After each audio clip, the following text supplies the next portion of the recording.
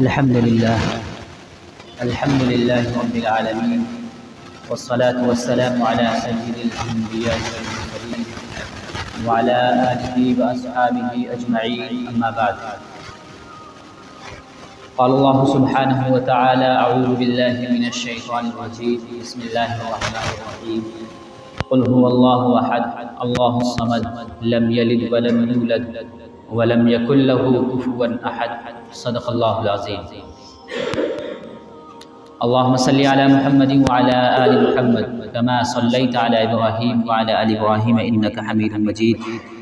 अल्लाहुम्मा बारिक अला मुहम्मदिन व अला आलि मुहम्मद कमा बारकता अला इब्राहीम व अला आलि इब्राहीम इन्नका हमीदुम मजीद। मुहतरम बुज़ुर्गों और दोस्तों, अल्लाह रब्बुल इज़्ज़त का एहसान है, फ़ज़ल है, करम है कि उसने हमें और आपको अपने पाक घर में आने की तौफ़ीक़ अता फ़रमाई और चंद मिनट सुनने की तौफ़ीक़ अता फ़रमाई। अभी मैंने आप हज़रात के सामने कुरान मुक़द्दस की बहुत ही मशहूर एक सूरत पढ़ी है। ये सूरत तो सारे ही मुसलमानों को याद होती है, बल्कि छोटे से लेकर के, छोटे बच्चे से लेकर के उम्र दराज आदमी तक ये सूरत याद होती है। इस सूरत का नाम सूरह इखलास है। इसको कुल हुवल्लाह शरीफ भी कहते हैं, लेकिन इसका नाम सूरह इखलास है। इखलास के माने हैं किसी चीज़ को अल्लाह के लिए खालिस कर लेना, किसी चीज़ को अल्लाह के लिए ख़ास कर लेना, ये इखलास के माने होते हैं। इस सूरह मुबारका के अंदर चूँकि अल्लाह की इबादत को खालिस करने का हुक्म फरमाया गया है कि इबादत खालिस अल्लाह तबारक व तआला के लिए हो, उस इबादत में किसी चीज़ की मिलावट ना हो, उस इबादत में किसी को शरीक ना किया जाए, किसी को साझी ना बनाया जाए, तो इसलिए इस सूरत को सूरह इखलास कहा जाता है कि अल्लाह रब्बुल इज़्ज़त ने इस सूरत के अंदर बताया है कि इबादत सिर्फ मेरे लिए खालिस कर ली जाए। इबादत होगी तो सिर्फ अल्लाह रब्बुल इज़्ज़त के लिए होगी। ये जो सूरत है, इस सूरत के नाजिल होने की भी एक वजह है जिसको शान नुज़ूल कहा जाता है। जैसा कि मैंने आप हज़रात के सामने गुज़श्ता से पेवस्ता जुमे को सूरह फलक और सूरह नास के बारे में बताया था कि उन सूरतों को नाजिल होने की भी एक वजह है, एक वाक़या है। तब अल्लाह तबारक व तआला ने वो सूरतें नाजिल फरमाई। तो सूरह इखलास भी ऐसे ही है कि अल्लाह तबारक व तआला ने ये सूरत क्यों नाजिल फरमाई। एक वाक़या पेश आया। वाक़या क्या हुआ कि अल्लाह के हुक्म से जब अल्लाह के नबी सल्लल्लाहु अलैहि वसल्लम ने मक्का मुकर्रमा में तौहीद की दावत देनी शुरू की, आपने लोगों को अल्लाह की तरफ बुलाया और फरमाया कि अल्लाह एक है, अल्लाह वहदहू ला शरीक है। और आप तो सब जानते ही हैं कि मक्कतुल मुकर्रमा ही में नहीं बल्कि पूरे अरब में, बल्कि पूरी दुनिया में उस वक्त बुत परस्ती का बहुत ज़बरदस्त रिवाज था। लोग अपने हाथों से बुतों को बनाते थे और उनकी पूजा करते थे। कोई बुत लोहे का होता था तो कोई बुत पीतल का, कोई मिट्टी का, कोई तांबे का, मुख्तलिफ चीज़ों से वो बुतों को बनाते और उनको पूजते थे। उनको अपना हाजत रवा समझते थे, उनको अपना मुश्किल कुशा जानते थे। वो समझते थे कि ये हमारी हाजतें पूरी कर देंगे। किसी को तो ये समझते थे कि ये सेहत का मालिक है, ये सेहत अता फरमाएगा हमें, ये हमें शिफा देगा। और किसी को तो ये समझते थे कि ये हमें औलाद देगा, और किसी को ये समझते थे कि ये हमारा हाजत रवा है, ये बारिश करेगा। किसी को ये समझते थे कि ये हमें रिस्क देने वाला है, रोज़ी देने वाला है। जब अल्लाह के नबी सल्लल्लाहु अलैहि वसल्लम ने उनको दावत दी कि अल्लाह वहदहू ला शरीक है, उसी की इबादत की जाएगी, बल्कि अल्लाह तो वो है जिसने सारी कायनात को बनाया है और इनको भी बनाया है, तांबे को भी बनाया है, चांदी को बनाया है, सोने को बनाया है, तांबे को और पीतल को, हर चीज़ को अल्लाह ने बनाया है। तो फिर ये चीज़ें क्यों माबूद हो सकती हैं? तुम इनकी क्यों पूजा करते हो, क्यों इनकी इबादत करते हो? अल्लाह के नबी सल्लल्लाहु अलैहि वसल्लम ने उनसे ये सवाल किया कि अल्लाह तो सारी चीज़ों का खालिक है, वो तुम्हारा भी खालिक है, हमारा भी खालिक है। उसने सारी कायनात को बनाया है, तुम्हारे आबाओ अजदाद का भी मालिक है। उनको समझाया नबी अकरम सल्लल्लाहु अलैहि वसल्लम ने, फरमाया कि ज़मीन का, उस आसमान का मालिक है, चाँद और सितारों का, सूरज का मालिक है, दरिया का और समंदर का मालिक है, चट्टानों का और पहाड़ों का मालिक है, वो तो हर चीज़ का मालिक है। वो है माबूद हकीकी, उसकी इबादत करो और किसी चीज़ की इबादत न करो। जब अल्लाह के नबी सल्लल्लाहु अलैहि वसल्लम ने उनको अल्लाह की तौहीद की तरफ बुलाया, वहदानियत की तरफ बुलाया, तो बाज़ जाहिल मुशरिकीन ने नबी अकरम सल्लल्लाहु अलैहि वसल्लम से सवाल किया, लगव सवाल, बेकार सवाल। क्या किया कि अगर ऐसी बात है तो ये बताओ कि अल्लाह किस चीज़ का बना हुआ है। ये सवाल किया मुशरिकीन ने कि अल्लाह किस चीज़ का बना हुआ है। क्या अल्लाह लोहे का बना हुआ है, या तांबे का बना हुआ है, या सोने का बना हुआ है, या चांदी का बना हुआ है, किस चीज़ का बना हुआ है। उन लोगों ने सवाल क्यों ये किया? क्योंकि उनके दिमागों के अंदर, उनके जहनों के अंदर वही ख्याल था, जिस तरीके से वो माबूद को देखते थे, अपने जिनको बनाते थे वो समझते थे यही खुदा हमारे।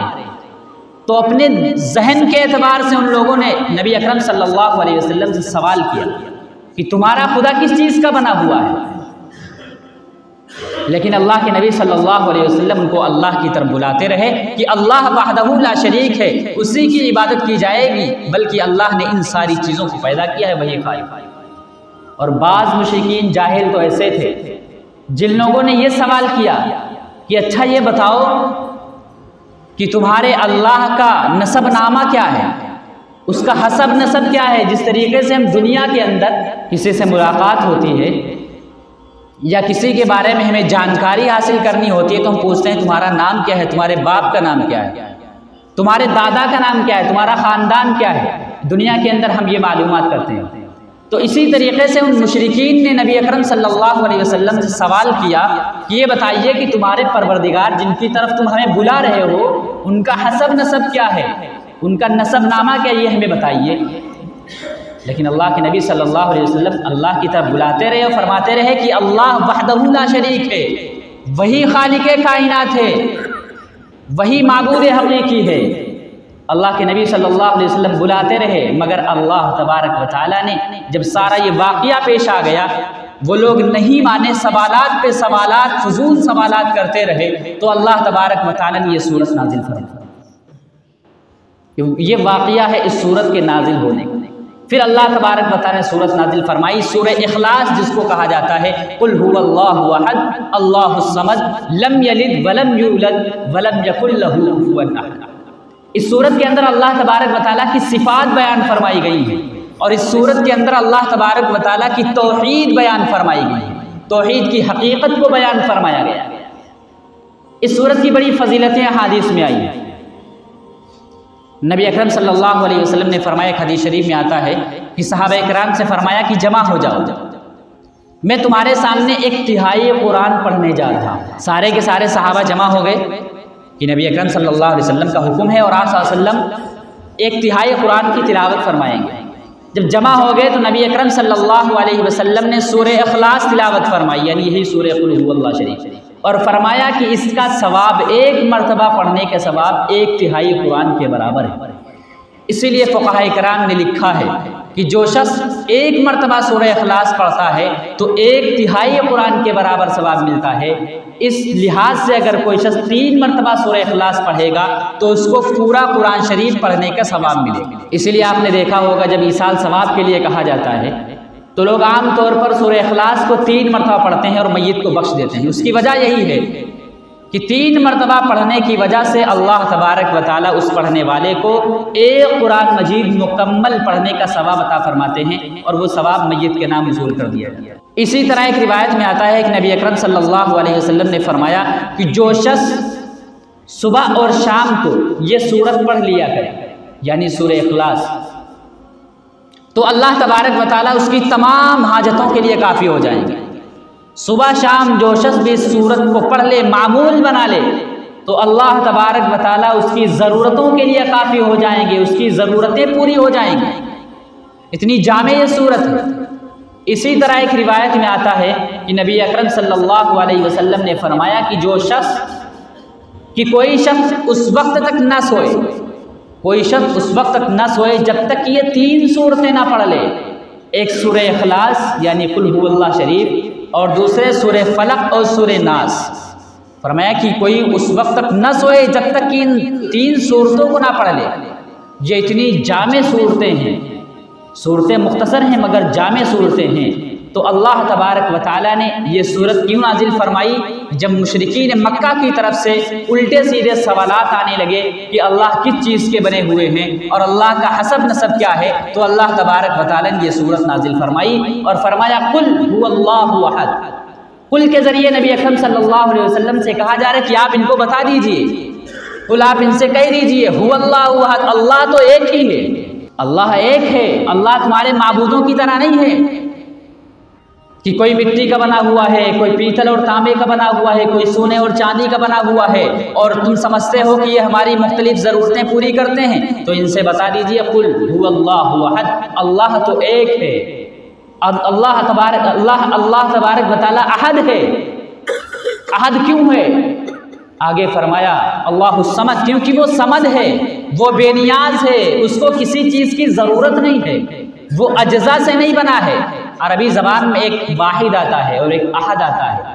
अहद के माने भी एक होते हैं और वाहिद के माने भी एक होते हैं। तो अहद उस चीज़ को कहा जाता है जो किसी चीज़ से ना बना हो, उसके अज्जा ना हो, उसके हिस्से ना हो। तो अल्लाह तबारक व तआला किसी चीज़ से बना नहीं है, वो किसी चीज़ का मोहताज नहीं है, वो बेनियाज है, उसको किसी चीज़ की ज़रूरत नहीं है। और वाहिद उस चीज़ को कहा जाता है जो किसी चीज़ से बना हुआ हो। मिसाल के तौर पे ये माइक है, तो माइक के अंदर तार भी लगा हुआ है, ऊपर प्लास्टिक भी लगी हुई, ऊपर ये नरम सोख्ता भी लगा हुआ है।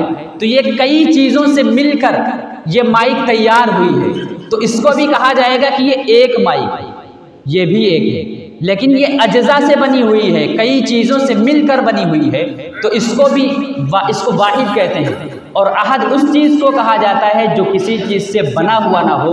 तो कुल हुवल्लाहु अहद, आप कह दीजिए इन मुशरिकीन से, इन फजूल सवाल करने वालों से कि अल्लाह तो एक ही है, अल्लाहु समद, वो बेनियाज है, उसको किसी चीज़ की ज़रूरत नहीं है। और आगे फरमाया लम यलिद वलम यूलद। यहाँ से उन लोगों का जवाब है जो ये कह रहे थे कि अल्लाह का हसब नसब क्या है, उसका नसबनामा क्या है। तो फरमाया लम यलिद वलम यूलद, ना तो उसने किसी को जना है और ना कोई उससे जना गया है, यानी ना कोई उसका बाप है और ना कोई उसका बेटा है। आगे फरमाया वलम यकुल लहू कुफुवन अहद, और उस जैसा कोई नहीं है, उसका साझी कोई नहीं है, उसका हम पल्ला कोई नहीं है। तो अल्लाह तबारक व तआला ने ये सूरत नाजिल फरमाकर बता दिया कि अल्लाह तबारक व तआला की क्या क्या सिफतें हैं और तौहीद किसको कहते हैं। कुल हुवल्लाहु अहद, अल्लाह तो एक है, अल्लाहु समद, वो बेनियाज है, किसी चीज़ को उसको ज़रूरत नहीं है किसी चीज़ से बना हो। लम यलिद वलम यूलद, ना वो जना उसने किसी को और ना वो जना गया, यानी उसका कोई बाप और बेटा नहीं है। वलम यकुल लहू कुफुवन अहद, और उसका कोई साझी नहीं है, उसका कोई हम पल्ला नहीं है। तो सूरह इखलास का दर्स ये है कि सूरह इखलास का मतलब ये है कि इबादत को अल्लाह के लिए खालिस कर लिया जाए, अल्लाह के लिए इबादत को खालिस कर लिया जाए, ना कि इबादत बुतों की जाए, ना कि इबादत किसी फरिश्ते की जाए, ना इबादत किसी वली की जाए, ना इबादत किसी नबी की जाए। कोई भी हस्ती हो, कोई भी ज़ात हो, इबादत सिर्फ होगी तो अल्लाह तबारक व तआला की होगी। तो इखलास का मतलब ये है कि इबादत को अल्लाह के लिए खालिस कर लिया जाए, उसमें किसी चीज़ की मिलावट ना हो। अगर आप नमाज पढ़ते हैं तो नमाज भी अल्लाह के लिए खालिस हो। अगर आपने दिखावा कर लिया कि हम नमाज इसलिए पढ़ते हैं कि हमें लोग नमाजी कहें, आपने रुकू और सजदे को इसलिए लंबा कर दिया ताकि ये देखने वाले ये समझें कि वाह क्या नमाज पढ़ने वाला है, क्या खुलूस है इसके अंदर, कि लंबे लंबे रुकू कर रहा है, लंबे लंबे सजदा कर रहा है। अगर इसमें दिखावा आ गया तो ये मिलावट आ गई, ये अल्लाह के लिए खालिस इबादत नहीं है। अगर आपने हज कर लिया है मशहूर होने के लिए लोग हमको हाजी कहें, तो इसमें भी मिलावट है। जबकि अल्लाह तबारक व तआला का फरमान है कि अल्लाह की इबादत में खालिस अल्लाह की इबादत करो, उसमें किसी चीज़ की मिलावट ना हो।